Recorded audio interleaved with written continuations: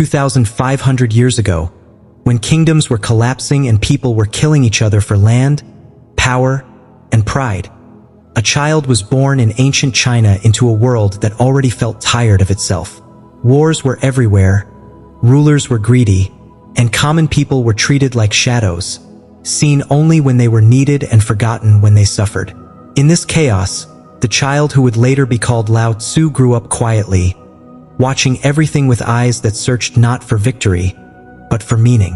While others dreamed of becoming strong, he wondered why people were so afraid of being simple. He noticed something strange. The more humans chased greatness, the more broken they became inside. Even as a boy, he felt that the world was running in the wrong direction, like a river flowing backward, fighting itself every step of the way. As he grew older, Lao Tzu became a scholar and found work in the royal court, surrounded by books, rules, and powerful men who believed they owned the future. He read every law, studied every system, and listened to endless speeches about order and control. Yet something inside him felt heavy. The rulers spoke of peace while preparing for war, they spoke of justice while protecting only themselves, and they spoke of truth while living in fear of losing power. Lao Tzu slowly realized that the world was not broken by accident. It was broken by design, built on endless wanting and constant struggle. He began to see that people were not suffering because life was cruel, but because they were trying too hard to control what was never meant to be controlled. One day, tired of the noise of human ambition, Lao Tzu turned his attention to the natural world. He watched rivers move around rocks without anger, trees grow without competition, and the sky change without resistance. Nature did not argue, did not rush, did not fight itself, yet everything happened exactly as it should. In this quiet observation, he discovered what he would later call the Tao, the invisible path that guides all things. He understood that life, when left alone, knows exactly where to go. It was humans who had forgotten how to trust the flow. They were forcing their way through life, exhausting themselves, and then wondering why peace felt so far away. From this truth came his most dangerous idea, Wu Wei, or effortless action. He did not mean doing nothing, but doing only what is natural, without fear, without ego, without struggle. Lao Tzu believed that softness was stronger than violence, that silence was louder than shouting, and that emptiness held more power than possession. These ideas frightened those in power because if people stopped chasing, stopped competing, and stopped trying to dominate, the systems built on greed would fall apart. His wisdom did not promise success, fame, or wealth. It promised freedom from the need for them, and that was far more threatening than any weapon. Over time, Lao Tzu felt more distant from the world he tried to understand. He saw that people did not want peace, they wanted control, and they did not want truth, they wanted comfort. He realized that you cannot wake someone who chooses to stay asleep. So one day, without announcement or ceremony, he decided to leave. He mounted a buffalo and rode toward the mountains, away from the noise of civilization and into silence. At the border, a guard recognized him and begged him to leave something behind for those who were still searching. Lao Tzu agreed and wrote a small book, not filled with rules or commands, but with gentle reminders about the way of life. That book became the Tao Te Ching. After that, he disappeared, leaving no grave, no crown, no empire. Only words that still whisper to the world. Stop forcing, stop chasing, stop fighting.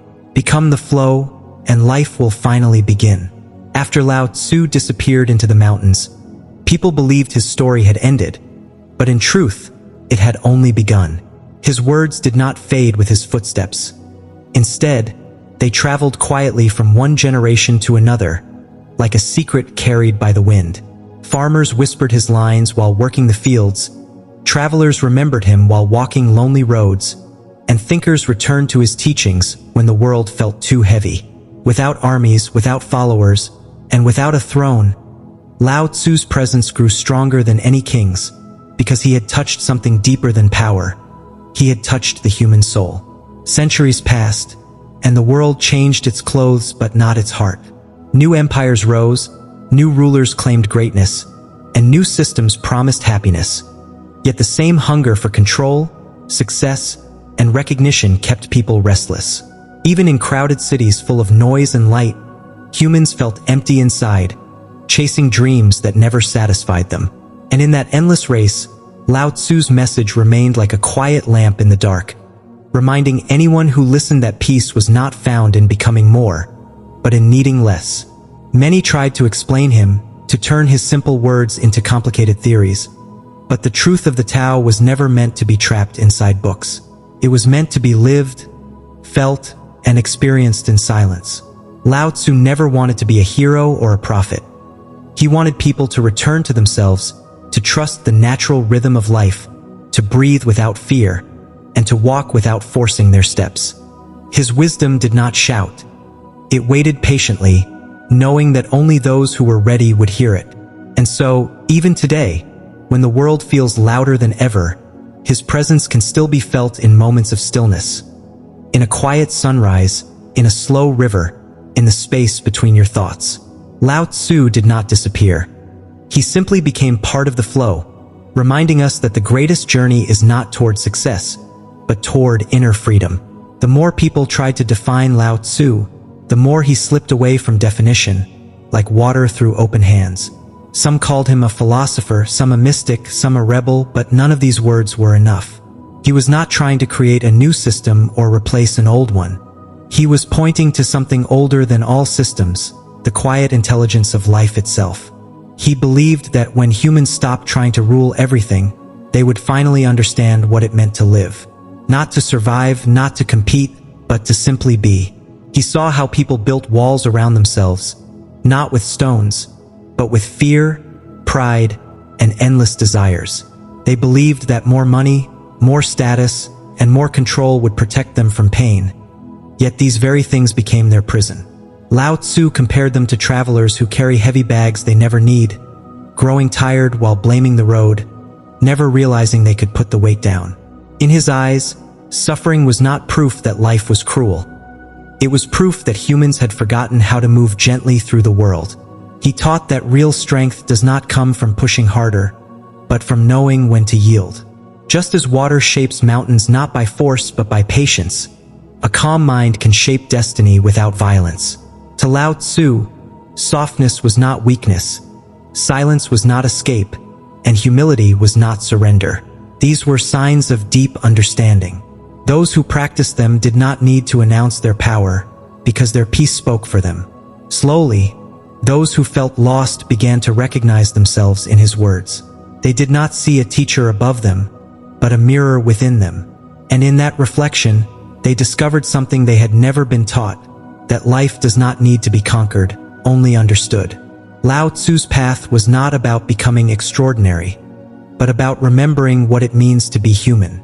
As the years passed, the world around Lao Tzu's teachings grew faster, louder, and more restless. Yet his words felt as if they were written for this very time.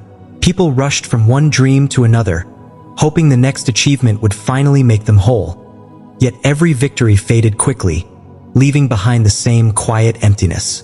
They blamed the world for their exhaustion, never realizing they were fighting a current that was never meant to be fought. Lao Tzu had seen this long ago and tried to show that peace is not found at the end of struggle, but in the courage to stop struggling at all. He believed that the greatest prison was not outside, but inside the mind, built from fear of being ordinary and desire to be seen. People were afraid of silence because in silence they met themselves, and many did not like what they saw. So they stayed busy, stayed loud, stayed distracted, running from their own thoughts as if from an enemy. Lao Tzu gently reminded them that stillness is not emptiness. It is a doorway. When the noise fades, clarity appears, and when clarity appears, life begins to feel lighter. To live the Tao, he said, is to trust the unseen, to move with life instead of against it, and to allow things to unfold in their own time. Just as night never argues with the day and seasons never rush to change, your life does not need to be forced into shape. When you stop pushing and start listening, the path reveals itself. Lao Tzu's wisdom was never about escaping the world, but about learning how to live within it without being broken by it. Lao Tzu understood something that most people spend their entire lives trying to escape. That pain is not the enemy, resistance is. He saw how humans tighten around their suffering, holding it like a weapon, believing that if they let go they would lose themselves. But in truth, the moment they stop clinging, the pain softens. Just like a storm loses its power when it is allowed to pass, the heart finds peace when it no longer fights what it cannot change. He taught that every struggle is a lesson wearing a disguise, and every ending is a quiet beginning waiting to unfold. Nothing in life is permanent, not success, not failure, not even sorrow. Yet people live as if each moment must be protected, controlled, and saved. Lao Tzu reminded them that change is not betrayal. It is the rhythm of life itself. When you trust this rhythm, fear slowly releases its grip, and the future no longer feels like a threat. Those who followed his path learned to measure their lives not by what they owned, but by how lightly they walked through the world. They discovered that peace does not come from building higher walls, but from opening inner doors. Lao Tzu did not promise an easy life, but he offered a gentle one. And in that gentleness, people finally found the courage to be present, to breathe deeply, and to move forward without the weight of yesterday.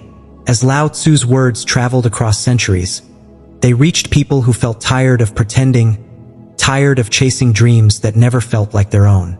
In the quiet moments of their lives, when the world finally stopped demanding, they felt his presence like a soft hand on the heart, reminding them that they were already enough. They began to understand that happiness is not something to be hunted, but something to be allowed, like sunlight entering a room when the windows are finally opened. He taught that the mind is like a river. When it is forced, it becomes violent, but when it is trusted, it becomes clear. Those who learned to release control felt a strange freedom, as if invisible chains had fallen away. They no longer feared being slow, being simple, or being unseen. They realized that the world does not need them to be perfect. It only asks them to be real. In this truth, they found a deeper kind of strength, one that does not shout but endures. Lao Tzu never tried to change the world directly, yet his silence changed more hearts than any army ever could. His legacy was not carved in stone, but carried in breath, in stillness, in the courage to live without masks. And even now, in the middle of chaos, his voice still whispers the same message. Stop running, stop proving, stop forcing. Life is not waiting for you somewhere ahead. It is already here, flowing quietly within you. As people slowly began to live by Lao Tzu's words, they noticed a quiet transformation inside themselves. The world outside remained loud and restless, yet something within them had changed. They no longer felt the same urgency to compete, to impress, or to prove their worth.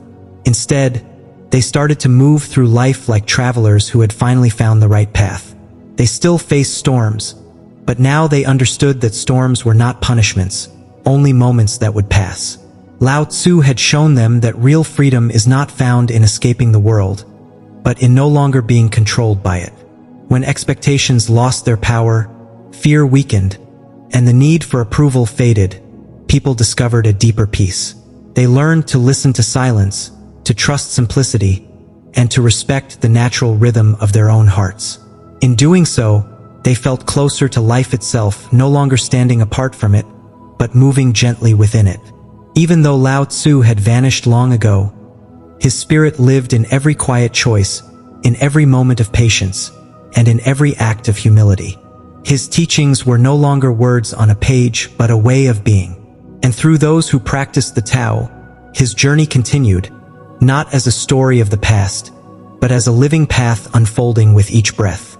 And now, the journey comes full circle, not with noise or victory, but with silence that feels heavier than any crown. Lao Tzu did not leave the world because he was tired of it.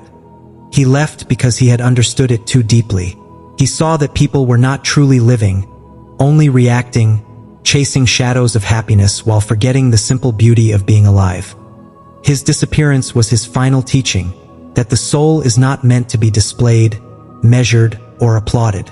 It is meant to be felt, quietly, in moments when no one is watching. The world still runs at the same restless speed. It still teaches people to hurry, to compete, to prove their worth through struggle and noise. It still tells them that they must become something more before they deserve peace. But Lao Tzu's voice moves gently through the cracks of this chaos, reminding us that nothing needs to be added to make us whole. We are not empty. We are overflowing with life, and it is only our fear of stillness that makes us feel lost. He understood that the moment you stop forcing life to make sense, life begins to feel meaningful. When you stop chasing approval, you discover your own value. When you release control, you gain freedom. The Tao does not promise comfort, but it offers truth, that everything you seek outside already exists within you. Like the river that trusts its course, your heart already knows where to go, if only you allow it to guide you. Lao Tzu's legacy is not a book, not a philosophy, not even a name remembered across centuries. His legacy lives in every breath taken without fear, in every step made without force, in every moment of silence that feels like home. His story was never about leaving the world behind, but about teaching others how to live in it without losing themselves. And now, as you stand at the edge of this story, the question is no longer about Lao Tzu. It is about you. Will you continue to fight the current, exhausting yourself in a race that never ends? Or will you trust the flow, release the weight, and finally rest in the truth that you are already enough? Because when you stop running, you don't disappear. You finally arrive. You are not lost. You are just tired of pretending. Stop chasing. Start becoming. If the story touched something inside you, don't scroll away like nothing happened. This is not just a video. This is a reminder. Subscribe to Philo Lore Vault for the truths they never taught you and the wisdom you were always meant to remember. Because the world is loud, but awakening is silent.